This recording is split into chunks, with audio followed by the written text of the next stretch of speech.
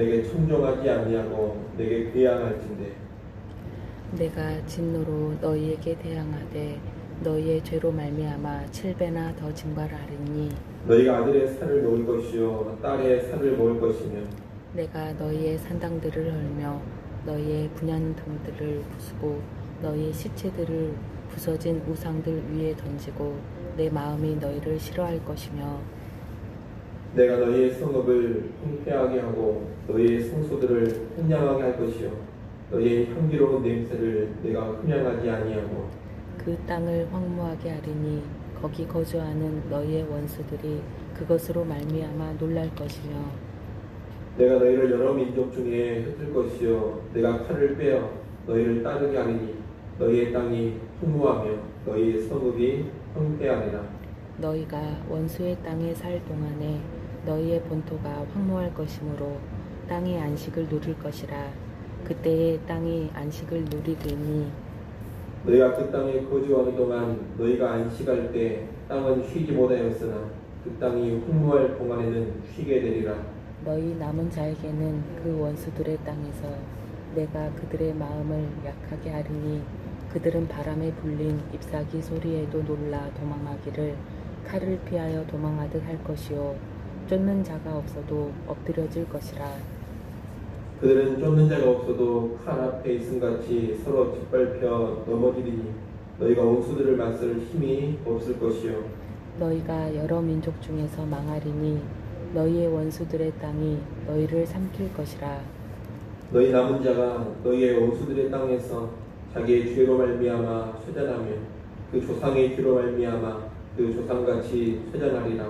그들이 나를 거스른 잘못으로 자기의 죄악과 그들의 조상의 죄악을 자복하고 또 그들이 내게 대항함으로 나도 그들에게 대항하여 내가 그들의 원수들의 땅으로 끌어갔음을 깨닫고 그 할례 받지 아니한 그들의 마음이 낮아져서 그들의 죄악의 형벌을 기쁘게 받으며 내가 야곱과 맺은 내 언약과 이삭과 맺은 내 언약을 기억하며 아브라함과 맺은 내 언약을 기억하고 그 땅을 기억하리라. 그들이 내 법도를 싫어하며 내 규례를 멸시하였으므로 그 땅을 떠나서 사람이 없을 때 그 땅은 황폐하여 안식을 누릴 것이요 그들은 자기 죄악의 형벌을 기쁘게 받으리라. 그런즉 그들이 그들의 원수들의 땅에 있을 때에 내가 그들을 내버리지 아니하며 미워하지 아니하며 아주 멸하지 아니하고 그들과 맺은 내 언약을 패하지 아니하리니 나는 여호와 그들의 하나님이 됨이니라. 내가 그들의 하나님이 되기 위하여 민족들이 보는 앞에서 애굽 땅으로부터 그들을 인도하여 낸 그들의 조상과의 언약을 그들을 위하여 기억하리라. 나는 여호와이니라.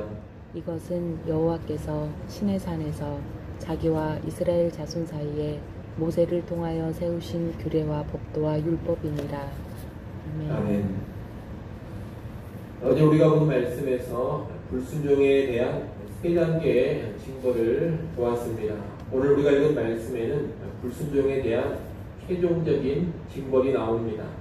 세 단계에 이르는 징벌을 받고서도 회개하고 돌이키지 않는다면 그 위에 7배가 더해지는 최종적인 징벌이 임합니다.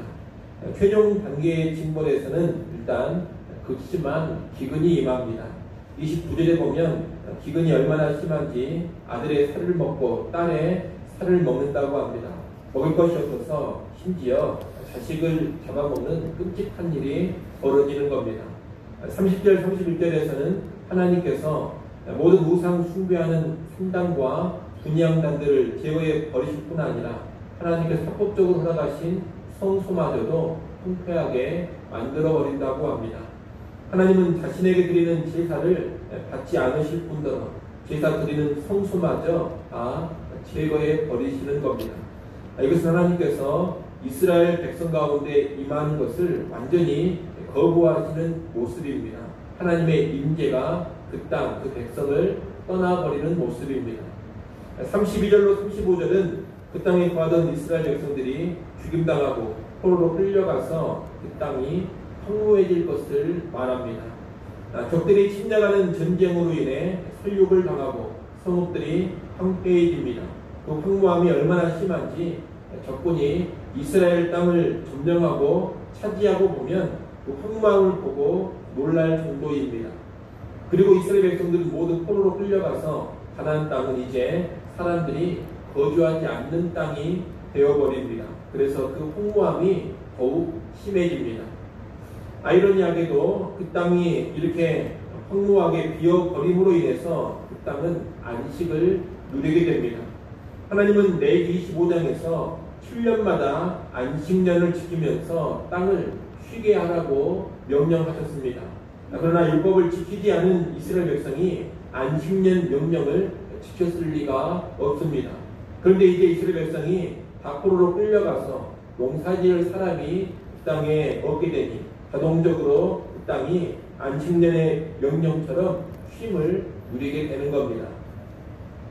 36절로 39절은 포로로 끌려간 적군의 땅에서도 이스라엘 백성이 고통과 괴로움을 당한다는 말씀입니다. 가나안 땅의 기근과 질병, 전쟁에서 죽지 않고 살아남은 자들은 적국에 포로로 끌려가게 되는데 그곳에서의 삶도 평탄하지가 않습니다. 그들은 원수의 땅에서 불안과 공포, 초조함으로 살아가게 될 겁니다.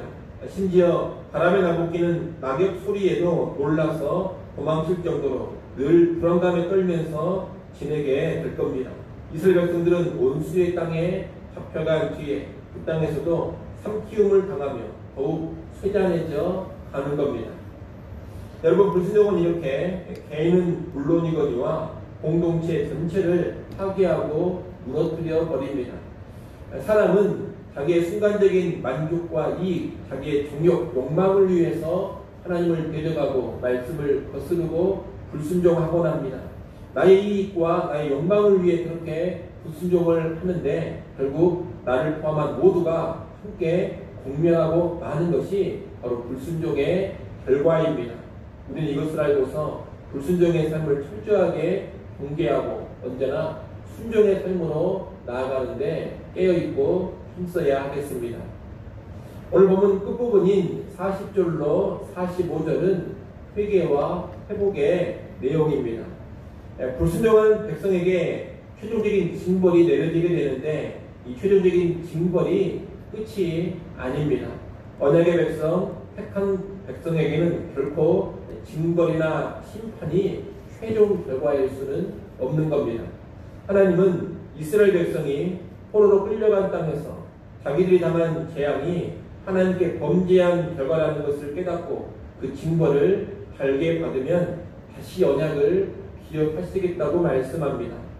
41절에 보면 할례받지 아니한 마음이라는 말이 나옵니다. 이스라엘 백성들은 난 지 8일 만에 몸에 할례를 받았습니다. 이 할례는 언약 백성의 징표입니다. 그러나 육체의 할례를 받았더라도 하나님과 맺은 언약을 깨뜨리고 불순종으로 나간다면 사실 그 할례는 의미가 없습니다. 그런 상태를 가리켜서 마음에 할례를 받지 않은 것이다. 그렇게 성경은 말합니다. 할례 받지 않은 마음이란 몸에 할례 받지 않은 이방인과 실상 아무런 차이가 없는 패역한 백성이라는 뜻입니다. 또한 그들의 마음이 죄와 더러움으로 뒤덮여져 있다는 것을 의미합니다. 그런데 이제 큰 재앙을 당해서 고통을 당할 때 그들은 그 마음에 죄된 껍데기를 벗겨내고 하나님 앞에서 낮아집니다. 다시 말해 육체의 할례를 넘어서 마음의 할례를 받게 되는 겁니다. 예전에 하나님과 언약을 맺을 때 몸의 포피를 제거하는 육체의 할례를 받았습니다. 그런데 이제 마음의 포피를 제거함으로써 하나님과 다시 언약의 관계로 제대로 들어가게 되는 겁니다. 하나님은 이스라엘이 낮아진 마음, 겸손한 마음으로 하나님 내리신 큰 징벌을 기쁘게 받는 것을 보시고 그들과 맺은 언약을 기억하십니다. 그 언약은 아브라함, 이삭, 야곱과 맺은 언약인데 그들에게 땅을 주시고 자손은 번성하여 복을 누리고 그 이름을 창대케 하리라는 언약입니다. 하나님께서 다시 그 언약을 기억하신다는 것은 그들을 다시 가나안 땅으로 회복시켜 주신다는 의미입니다. 여러분, 하나님은 이스라엘 백성이 크게 범죄해서 최종적으로 가나안 땅에서 쫓겨나는 징벌을 당한다 하더라도 궁극적으로 그들을 포기하지 않습니다. 그들을 버리시지 않습니다. 그들을 여전히 주목하고 계시고 그들의 회복을 계획하고 진행시켜 가시는 겁니다. 그 계획이 포로로 끌려간 땅에서 이스라엘 백성이 회개하는 모습을 통해 이루어집니다.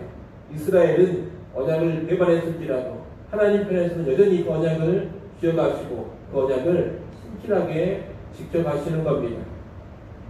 44절 말씀을 여러분이 한번 읽어보십시오. 오늘 보면 44절 말씀 읽습니다. 그런즉 그들이 그들의 원수들의 땅에 있을 때에 내가 그들을 내버리지 아니하며 미워하지 아니하며 아주 멸하지 아니하고 그들과 맺은 내 언약을 폐하지 아니하리니 나는 여호와 그들의 하나님이 됨이니라. 아멘.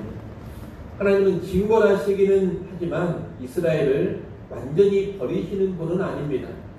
진노로 비참한 형벌을 내리시긴 하지만 아주 멸해버리시는 분은 아닙니다. 이스라엘은 범죄하고 이스라엘은 언약을 깨뜨려도 하나님은 언약을 지켜가십니다. 이스라엘은 신실하지 않아도 하나님은 신실하십니다. 이로 인해 이스라엘은 포로로 끌려간 땅에서도 다시 소망을 품을 수가 있는 겁니다. 아울 하나님은 포로 기간 동안 가나안 땅을 회복시키십니다.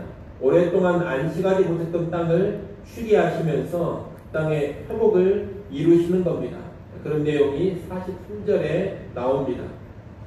결국 이스라엘의 포로 기간은 가나안 땅의 회복 기간이기도 하면서 동시에 마음의 할례를 받지 못했던 이스라엘 백성의 회복 기간이기도 합니다. 하나님은 가혹한 징벌과 포로기를 통해서 그 땅을 회복시키시고 그 백성을 회복시키시는 겁니다. 얼핏 생각하면 이 징벌의 시간, 재앙의 시간은 불행한 시간으로만 보입니다. 하지만 하나님의 주권과 섭리 안에서 그 시간은 결코 헛된 시간이 아닙니다. 우리가 범죄하여 징벌을 받는 그런 시간조차 하나님은 그 시간을 의미 있게 사용하십니다. 우리는 다 알 수 없지만 그 시간에도 하나님은 일해 가시는 겁니다. 우리는 이 사실을 또한 인정할 수 있어야 하겠습니다. 이제 레위기 26장을 전체적으로 정리를 하겠습니다. 레위기 26장은 언약에 입각해 주신 하나님의 율법을 순종하느냐 순종하지 않느냐 여기에 뒤따르는 축복과 저주를 말하고 있습니다. 이 축복과 저주의 내용을 보면 축복보다는 저주의 말씀이 훨씬 더 길게 나와 있습니다. 그만큼 하나님은 백성의 불순종을 경고하고 계시는 겁니다. 하지만 이 말씀은 저주와 파멸의 내용으로 끝나지 않습니다. 희망의 약속으로 끝납니다. 이스라엘이 신실해서가 아니라 하나님이 신실하기 때문에 최종적인 징벌을 받는다 하더라도 이스라엘에게는 여전히 소망, 희망이 남아있는 겁니다.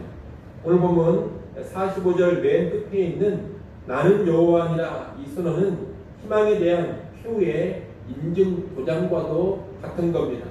나는 너희를 버리지 않는다. 나는 결코 언약을 잊어버리지 않는다. 나는 너희와 맺은 언약을 반드시 기억하고 너희를 반드시 회복시킨다. 이렇게 말씀을 하시고서 나는 여호와다라는 최후의 선언을 하나님께서 하시는 겁니다. 다름 아닌 내가 여호와이기 때문에 반드시 그렇게 한다는 겁니다. 여러분 오늘날 우리가 구원받은 것도 본질상 하나님과 언약을 맺는 겁니다. 구원의 언약을 하나님께서 맺어 주신 겁니다. 구약의 언약과 견주어서 신약시대에 우리가 받은 구원을 새 언약이라고 합니다. 새 언약을 통해 예수 믿는 우리는 하나님과 언약을 맺은 언약의 백성이 된 겁니다. 이 새 언약 역시 우리의 신실함이 아니라 하나님의 신실함으로 지켜지는 것이고 성취가 되는 겁니다. 내가 신실해서 우리의 구원이 보장되고 우리의 구원이 완성되는 것이 결코 아닙니다. 하나님의 신실하시기 때문에 우리의 구원이 보장되는 것이고 우리가 구원의 완성에까지 이르게 되는 겁니다. 그리고 그 과정에서 우리의 실패도 있고 범죄도 있고 그에 대한 하나님의 징벌이 떨어지기도 합니다. 때로 혹독한 징벌이 교회에 임하기도 합니다. 하지만 새 언약의 백성에게 있어서 그 그 징벌이 결코 끝은 아닙니다. 언제나 회복의 소망이 있고 하나님은 징벌을 통해서도 이루어 가시는 당신의 선한 뜻이 있는 겁니다. 참으로 우리의 구원은 나는 여호와라고 선언하신 그 하나님께 달려 있습니다. 이를 아시고 하나님의 신실하심과 하나님의 주권을 신뢰하는 가운데 구원의 언약 아래 살아가는 우리 모두가 될 수 있기를 간절히 소원합니다. 기도하겠습니다.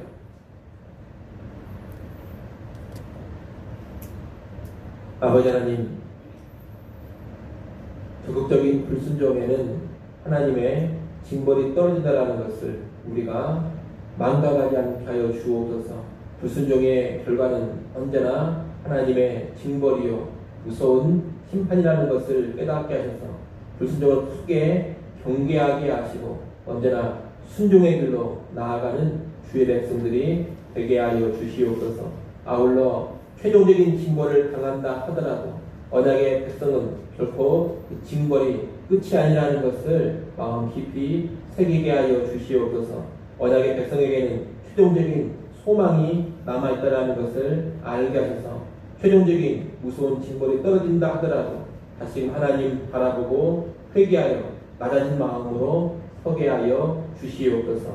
우리의 구원, 우리의 언약이 우리의 신실함이 아닌 하나님의 신실함으로 이루어지고 지켜진다는 것을 알게 해 주시어서 언제나 신실하신 그 하나님을 바라보게 하시고 무서운 징벌 속에서도 그 신실하신 하나님을 소망하며 다시금 낮아진 마음으로 하나님 앞에 나아가는 주의 백성들이 되게 하여 주시옵소서. 아버지 하나님, 이 시간 우리를 기도하는 자리로 불러주셔서 감사합니다. 우중에도 우리를 불러주셨사오니 이 시간 다시금 하나님 앞에 겸손히 엎드리게 하시고 하나님과 깊이 있는 친교의 시간 갖게 하여 주시옵소서. 주님 앞에 나와 부르짖는 주의 백성들을 기억하시고 때를 따라 돕는 은혜를 다시금 하늘문을 여시고 베풀어 주시옵소서. 우리의 가정과 자녀들에게 은혜를 부어주시고 교회에 은혜를 내려주시고 이 나라와 이 민족 온 땅의 복음 사역자들 위해 하나님의 충만한 은혜가 다시금 임하게 하여 주시옵소서. 오늘 하루의 삶도 주님과 동행하게 하시고 장마와 폭우 가운데도 큰 피해가 없게 하시고 모든 성도들의 건강을 지키시고 안전을 지켜 주옵소서. 예수님의 이름으로 기도드리옵나이다. 아멘.